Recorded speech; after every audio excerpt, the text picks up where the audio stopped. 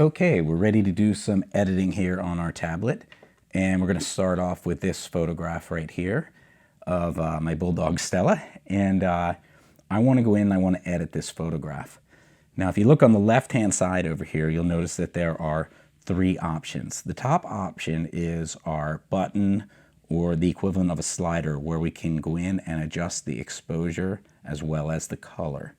The second one down is quick filters, and that's supposed to be a group of filters, and it gives you some options to try different filters to make your photo look better or different. They're really to give effect. They're not designed to correct the exposure of your photograph, so I don't recommend using them. The bottom one is our crop and rotate tool. Now the crop and rotate tool is important to me. I see a white sliver at the top that I'd like to edit out. I want to slightly rotate the photo a little bit to compensate for that. And then I also would like to crop up a little bit. I always crop the photo before I do anything else, because the last thing we want to do is make corrections to the photograph for possibly something that isn't going to be in the photograph when it's finished. So I always crop the photograph. That was a very minimal crop. Some photographs will have a much larger crop to them. Then I go into my buttons and sliders. We have a large selection of almost 20 options here on the right hand side. Depending on what cell phone or tablet and what format you're using or what application you're using, they're going to vary, but they're going to be very similar.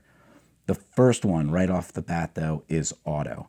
And since you're going to be editing a lot of your photos from here on out, maybe all of them, sometimes the simplest thing to do is just hit the auto button and see if it does what you need it to do. In this case, it did not. So I'm going to go in and manually adjust this photo. The first option is exposure. Exposure is probably the first option because it could be the most important option. However, I don't know if my exposure is good or bad until I finish editing the other parameters and categories. So let's move into them. Brilliance is an awesome one. It can really bring some pop back into your photo. And I usually look at the brilliance one. But the two filters that I use the most are highlights and shadows. And these work hand in hand. Highlights will help you increase or diminish those hot spots or bright spots to make your photo look dynamic. It's also incredibly useful when we have landscapes with clouds in the sky to help bring the clouds out. The opposite of the highlights is the shadows. This particular photo is fairly bright and there's not a lot of shadows in it. But on most photos, if you want to raise the shadows or those dark areas that we can see with our eyes but the camera cannot see, I would use the shadows. The next one is contrast. Contrast is amazing when you're using or when you're editing photographs of landscapes or architecture, but it's not so great for people. What it does is it makes your whites whiter and your blacks blacker. It will increase the contrast between the 2 points. And I could raise the contrast some if I wanted. Just a little bit like that there. Next is brightness, and then I have black point. Black point's a very important one because what the black point does, it helps you decide where the black should be in your photograph without affecting the other colors or the brighter whites. So as I look for a black point and I make it a little bit darker, you'll notice that the exposure on Stella's face and her white fur is not changing. That's the benefit of the black point. That's our exposure area. Now we're moving into colors, and we have two options here. We have saturation and we have vibrance. My recommendation is never to touch saturation, because if you have a sponge and your sponge is wet and you choose to saturate it more, what happens? It fills up with water and the water drips on the floor or wherever you might have it. Same thing with saturation and colors. If you raise the saturation too much, you will bleed over the colors into other areas where they shouldn't be, and it looks very, very unrealistic. Vibrance, on the other hand, will take the colors that are there and it will enhance them without bleeding into the other areas. Now, one thing I tend to do with the sliders is I will take it one way or the other too far, just so I know what my range of vibrance is. And then I'll start in the middle and I'll look for a happy medium. One more of the color sliders that I want to mention here is our warmth slider. And the warmth slider is really a color temperature, and it's designed to obviously make your photograph warmer or cooler.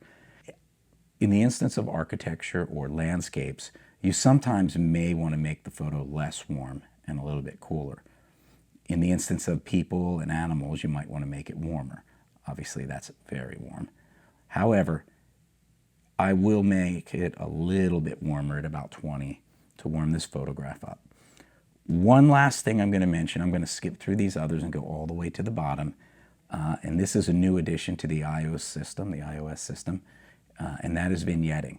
Vignetting allows you to darken or lighten the edges of a photograph. But if I darken the edges a little bit, I can guide your eye more towards the subject.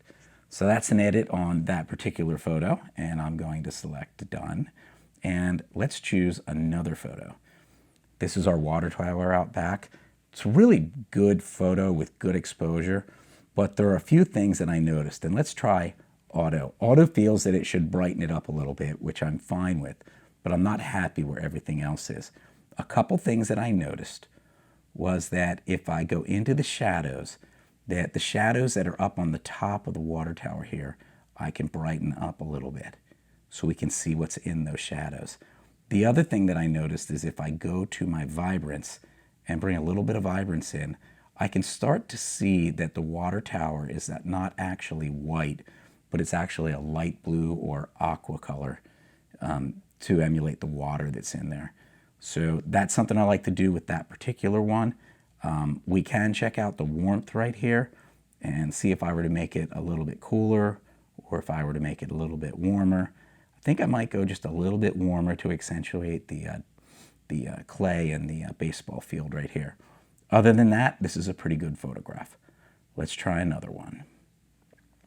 This is just shot out in Crescent Lake Park, right out back here. I simply just shot the empty bench with the framing of the trees around it. Not really an exciting picture or anything like that, but we can really edit this one and make it look a lot more brilliant. First thing I'll do is auto. Auto immediately is going. First thing I'll do is auto. First thing I'll do is auto.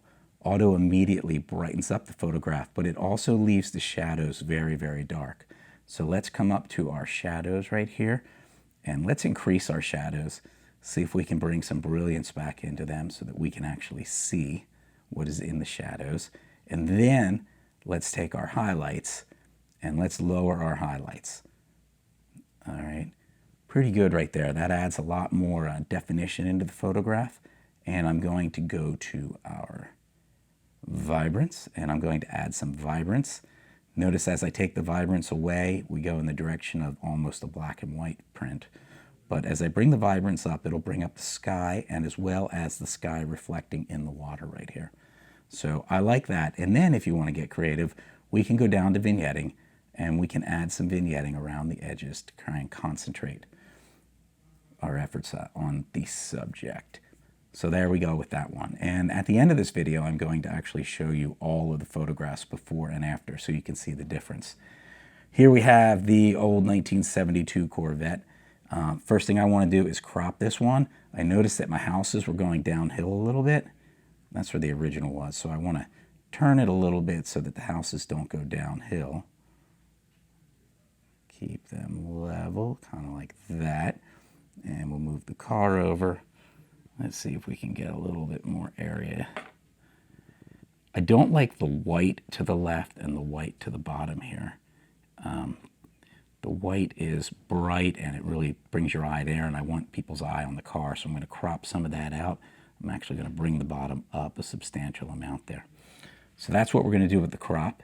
Now let's go into our sliders and adjustments. I'm going to hit auto, see what it does. Did a pretty good job. I'm pretty happy with where things are there. The only thing I might want to do is I might want to lighten up some of the shadows a little bit. So I'm going to go into my shadows. I'm going to lighten them a little bit more. And I'm going to get down here to my vibrance, and I'm going to turn my vibrance up a little bit so we can really see this beautiful blue turquoise color of the car. And there we go. All right. Let's take a look at some photos before and after they were edited. I hope this helps out, and I hope that you find the similar settings on whatever application you choose to edit your photos. Thank you.